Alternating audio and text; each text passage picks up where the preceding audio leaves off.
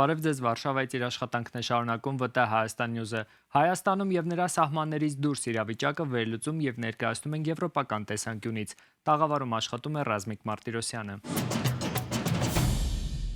Անկախությունից ի վեր առաջին անգամ Հայաստանի Հանրապետության բոլոր սահմանային անցակետերը վերահսկվում են Հայաստանի սահմանապահ զորքերի կողմից։ Վարչապետ Նիկոլ Փաշինյանն է այսօր հայտարարել ազգային անվտանգության ծառայության սահմանապահ զորքերի օրվա առթիվ կազմակերպված միջոցառմանը։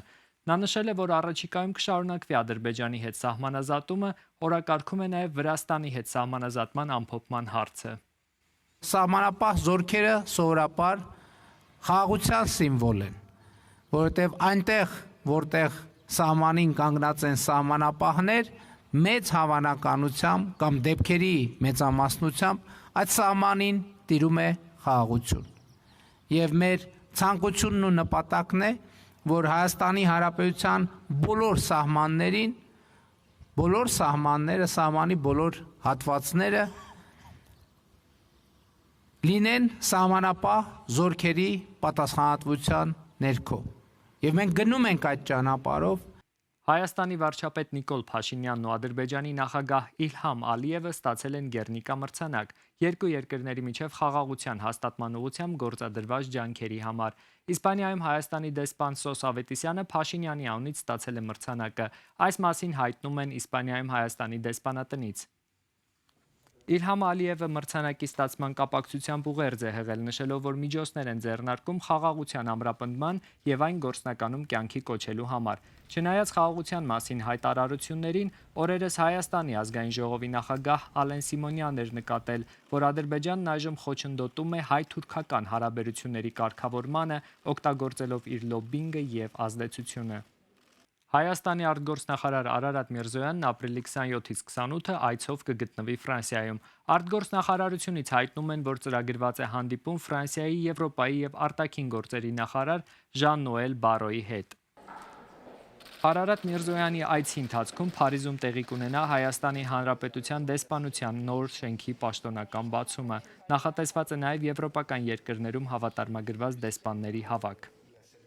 Մայիսի 3-ից 5-ը Հայաստանում անցկացվելու են Եվրոպական քաղաքական համայնքի 8-րդ գագաթնաժողովը։ Հայաստանի Հանրապետության եւ Եվրոպական միության գագաթնաժողովը Երևանյան երկխոսությունը։ Հայաստան-Եվրամիություն հարաբերությունների ներկայիս զարգացումների, սպասվող գագաթնաժողովների վերաբերյալ կզրուցենք Հայ առաջադեմ երիտասարդություն հասարակական կազմակերպության նախագահ Գրիգոր Երիցյանի հետ։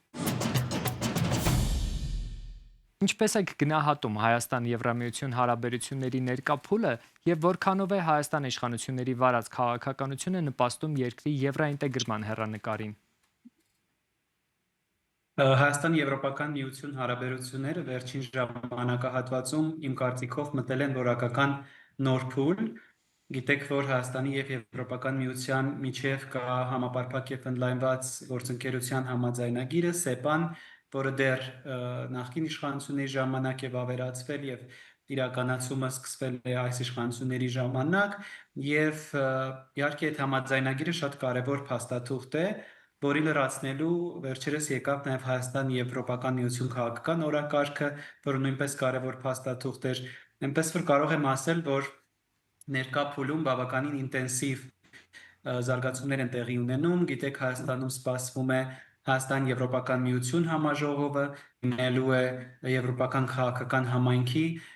համաժողովը, որը եվրոպական քաղաքական ամենամեծ միջոցառումներից մեկն է եւ շատ կարեւոր է, որ Հայաստանում է իրականացվում։ Այս պահին մի շարք ինստիտուցիոնալ բարեփոխումներ են տեղի ունենում հենց Եվրոպական միության ֆինանսական աջակցությամբ, տնտեսական եւ էներգետիկ ոլորտում համագործակցությունը զարգանում է եւ իհարկե նաեւ մարդկային կապիտալի ուղղությամբ կարևոր աջակցություն կա եւ Եվրոպական միությունը Հայաստանի թերևս ամենակարևոր գործընկերներից մեկն է։ Միևնույն ժամանակ գիտեք, որ Հայաստանը եւ Եվրոպական միությունը հիմա վարում են վիզաների ազատականացման երկխոսություն եւ Հայաստանը միակ երկիրն է, ում հետ այս պահին Եվրոպական միությունը բանակցում է վիզաների ազատականացում, ինչը նույնպես շատ կարեւոր է։ Թե ինչ ավելի պրակտիկ արդյունքներ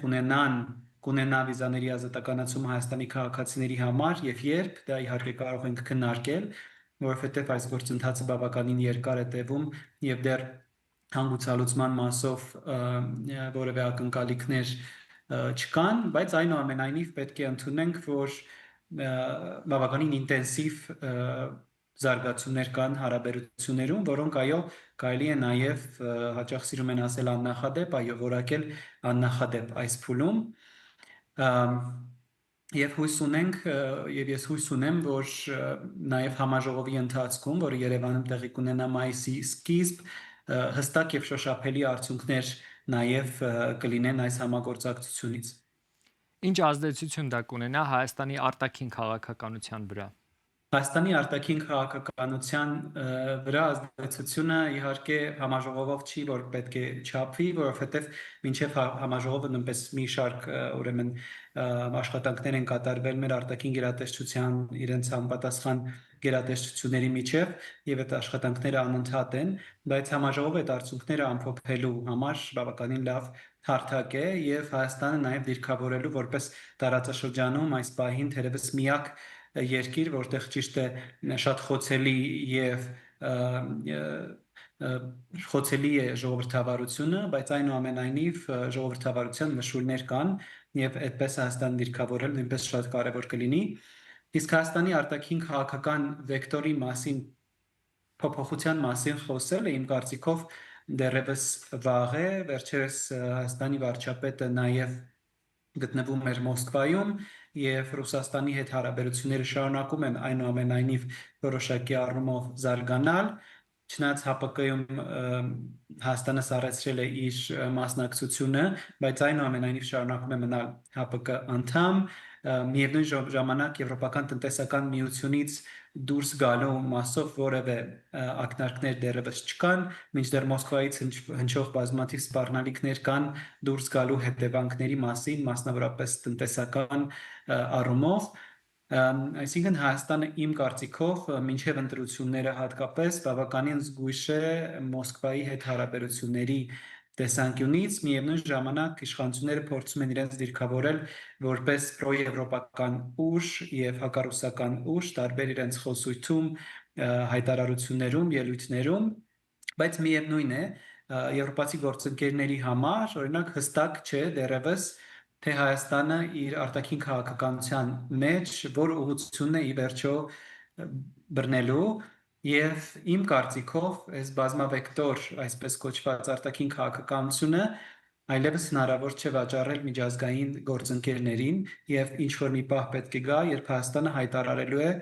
թե որոնք են իր ձգտումները։ Կհիշեք Ստրասբուրգում նաև հայտարարություն եղավ վարչապետի կողմից, որ Հայաստանը պատրաստ է այնքան մոտ լինել Եվրոպական միությանը, որքանով Եվրոպական միությունը դա թույլ կտա,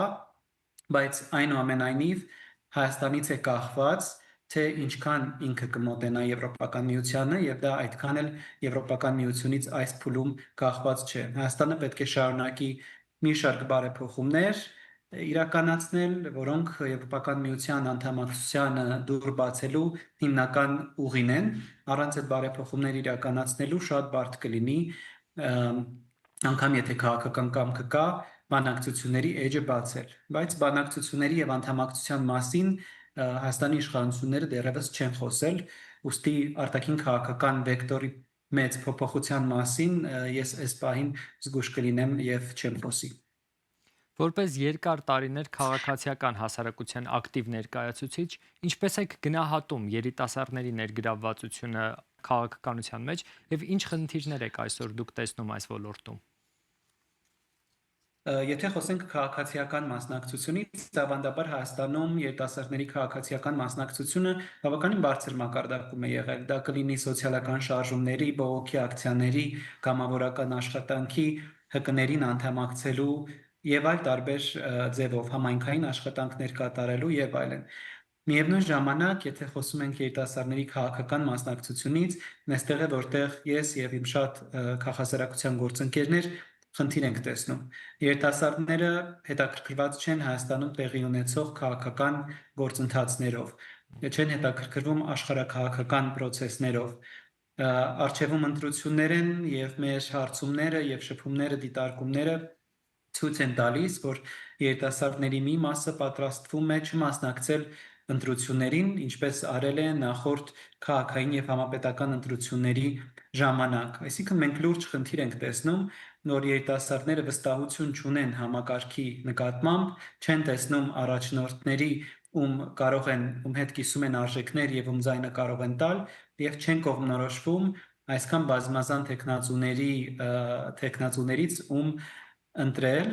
եւ սա նաեւ քաղաքական կրթության մեծ բացի մասին է խոսում այնպես որ մենք իբրև քաղաքացիական հասարակություն բացի քաղաքացիական կրթությունից պետք է լուրջ մտածենք նաեւ քաղաքական կրթությամբ զբաղվելու մասին որովհետեւ երիտասարդները պետք է ձևավորեն նաեւ մեր երկրի ինչու ոչ քաղաքականությունները պետք է ակտիվ մասնակից լինեն քաղաքական process-ներին եւ ես հույս ունեմ որ նաեւ կուսակցությունները սրանով կսկսեն զբաղվել երիտասարդները շատ մեծ ընտրազանգված են Հայաստանում բավականին մեծ թվով երիտասարդներ են ապրում ովքեր ունեն քվեարկելու իրավունք ուստի ես զարմանում եմ որ բոլոր փորձերը տարբեր կուսակցությունների այս ընտրազանգվածը շահելու եւ դեպի իրեն բերելու ձախողվում են որովհետեւ տարիներ շարունակ այդ փորձերը չեն արվել եւ ընտրությունից ընտրություն են միայն հետաքրքրվում երիտասարդների մասնակցությամբ եւ երիտասարդներին իրենց դաշտ բերելով եւ արդյունքում տեսնում ենք թե ինչպիսին է իրավիճակը այնպես որ հույս ունեմ որ կուսակցությունները նույնպես ոչ միայն ընտրությունից ընտրություն, այլև բարբերաբար կփորձեն երիտասարդներին հետաքրքրացնել քաղաքական գործունեությամբ, ինչպես նաև իրենց դաշտ բերել արժեքային դաշտ։ Ձեր դիտարկմամբ ինչով է պայմանավորված այս խնդիրը, որովհետև 2018-ից առաջ երիտասարդությունը բավականին ակտիվ էր, նույն 2018-ի իրադարձություններին էլ շատ ակտիվ ներգրավված էին հենց երիտասարդները։ Ինչով եք պայմանավորում, որ հիմա ունենք նման խնդիր։ Ես կարծում եմ 2018 թվականի իրադարձություններից հետո երիտասարդների ստվար զանգվածը հիասթափված է, որովհետև այն ինչի համար հազարավոր երիտասարդներ դուրս էին եկել փողոց, իսկ դա արդարությունն էր, դա ավելի արժանապատիվ կյանքն էր, բարեկեցությունն էր, անվտանգությունն էր, եվրոպականացումն էր, ժողովրդավարացումն էր, այդ խոստումը չի իրականացվել կամ իրականացվել է մասնակի։ Ուստի ես կարծում եմ, որ հիմնական պատճառը այն է, որ երիտասարդները մեկ անգամ քաղաքականապես ակտիվ լինելուց հետո հիասթափվել են եւ այլևս չեն ուզում ներգրավել նմանատիպ գործընթացներում։ Այնուամենայնիվ ես հույս ունեմ, որ այս տենդենսը կփոխվի եւ մենք այնուամենայնիվ կկարողանանք այնպես անել, որ երիտասարդները իրենց ներուժը կարողանան իրացնել եւ այնուամենայնիվ մասնակցեն քաղաքական գործընթացներին շարունակեն մասնակցել։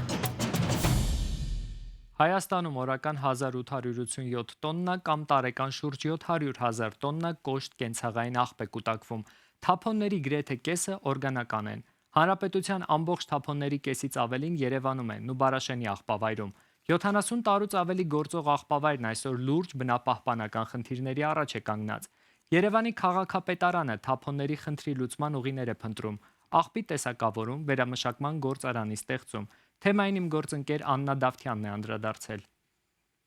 1000 տոննա մեկ օրում, այսքան թափոն է հասնում Նուբարաշենի աղբավայր ամեն օր։ Թափոնների կեսը կենսաբանական թափոններն են։ Խոհանոցների ծաղկամաններ, հետո աղբավայր հասնելով դրանք լուրջ խնդիր են առաջացնում, դառնալով գազերի եւ ինքնայրումների պատճառ։ Սննդային թափոնները շատ լուրջ խնդիր է մեզ համար։ Եթե դու մտնում ես մի հատ ընտանիք, դու կտեսնես, որ այնտեղ աղաքին քանակության սնունդը թափվում է աղբավայր։ Եթե օրգանիկան, այս ձևի օրգանիկան մտնում է ընդհանուր աղբի մեջ, դու ոչ մի ձևով չես կարող իրանից ազատես։ Նուբարաշենի աղբավայրն այսօր բնապահպանական լուրջ խնդիր է առաջացնում պարբերական հրդեհների արտանետումների պատճառով։ Կառուցել մեկ այլ աղբավայր, թե երկարացնել ավելի քան 70 տարվա աղբավայրի կյանքը։ Մեր նպատակը նոր աղբավայր կառուցելը չի, բացարձակապես, այսինքն մեր նպատակը այն էր, որ մենք պետք է ունենանք աղբի վերամշակման նոր գործարան, որը որ պետք է ամբողջապես կլանի այն աղբը, որը հավաքվում է Երևան քաղաքում եւ ոչ միայն Երևան քաղաքում, նաեւ մերձակա մարզերում։ Թափոնների մեծ մասը երկրորդ կյանքի իրավունք ունի։ Օրգանականները կարող են կենսագազ ու պարարտանյութ լինել, իսկ պլաստիկն ու մետաղն էլ նոր արտադրանք դառնալ։ Մինչդեռ այսօր վերամշակվում է դրանց փոքր մասը միայն։ Մնացածը ամեն ինչ ու միասին հասնում է աղբավայր առանց տեսակավորման։ Օրգանիկան դա միայն սնունդ չի, դա արդեն սնունդից եկող տարբեր թափոնները, պամպերսներով իրան, չգիտեմ, ամեն ինչով, տոպրակներով եւ այլն։ Դա շատ ծանր վիճակ է եւ դու պետք է ի սկզբանե այդ սորտավորումը, այդ տեսակավորումը ապահովես, որպեսզի տարանջատես այն մասը, որը կարաս վերամշակել, այն մասը, որ կարաս չվերամշակել, ուղղակի ուտիլիզացնել եւ ինչ պետք է լինի ուրիշ մասի հետ, դու արդեն պետք է մտածես։ Սննդային թափոնների խնդրի լուծման համար քաղաքապետարանը նաև պիլոտային ծրագիր է սկսել։ Սրանք հատուկ թափոնամաններ են, նախատեսված միայն օրգանական աղբի համար։ Եթե ծրագիրը նպատակին ծառայի, կկիրառվի վարչական բոլոր շրջաներում եւ մեծ քանակության սննդային աղբ կվերամշակվի, կդառնա պարարտանյութ։ Երևանում այսպիսի շուրջ 1000 թափոնաման կա նախատեսված թղթի, պլաստիկի, ապակու, ալյումինի համար։ Սակայն որքանով են դրանք ծառայում իրենց նպատակին, այլ հարց է։ Առավելապես մշակույթի եւ մտածողության։ Այս ամենին թերևս պետք է վարժվել ամենավաղ տարիքից։ Դավիթն ու Նանեն մանկապարտեզում են սովորում, թե աղբի որ տեսակը որ թափոնամանի մեջ պետք է գցել։ Տանը իրենք ծնողներին կհուշեն։ Պլաստիկը, ապակին ու սննդի մնացորդը նույն աղբամանի մեջ նետել պետք չէ։ Աննա Դավթյան, ՎՏՀ Հայաստան News, Երևան։ Վրաստանում ընթացող ծանրամարտի Եվրոպայի առաջնությունում հայ ծանրամարտիկ Վարազ Դատլալայանը դարձել է Եվրոպայի եռակի չեմպիոն։ Աշխարհի քառակի բրոնզե մեդալակիր, Եվրոպայի քառակի չեմպիոն, արծաթե եւ բրոնզե մեդալակիր Արսեն Հարությունյանն էլ բրոնզե մեդալ է նվաճել Ալբանիայում անցկացված ըմբշամարտի Եվրոպայի առաջնությունում։ Հայաստանի հավաքականից Եվրոպայի առաջնությունում ոսկե մեդալ նվաճեցին նաեւ Էմմա Պողոսյանը, Գարիկ Կարապետյանը եւ Գառնիկ Չոլակյանը։ Արծաթե մեդալ Ալեքսանդրա Գրիգորյանը, Գոր Սահակյանը եւ Արա Աղանյանը, բրոնզե մեդալ Մարտին Պողոսյանը։ Պլյուս 110 կիլոգրամ քաշային պայքարում հանդես եկող աշխարհի չեմպիոն Վարազ Դատլալայանը պոկում վարժությունն ավարտեց 210 կիլոգրամ արդյունքով, նվաճելով փոքր ոսկե մեդալ։ Երկամարտում նա գրանցեց 451 կիլոգրամ ընդհանուր արդյունք։ Ինչ վերաբերում է Արսեն Հարությունյանին, ապա նա 61 կիլոգրամ քաշայինների բրոնզե մեդալի համար գոտեմարտել է Բելարուս Դմիտրի Շամելայի հետ եւ 7-2 հաշվով հաղթանակ տարել։ Այս թողարկման համար նախատեսել էինք այսքանը։ Հետևեք մեզ ՎՏՀ Հայաստան News-ի Facebook-յան եւ YouTube-յան հարթակներում, որպեսզի բաց չթողնեք օրվա կարևոր նորությունները։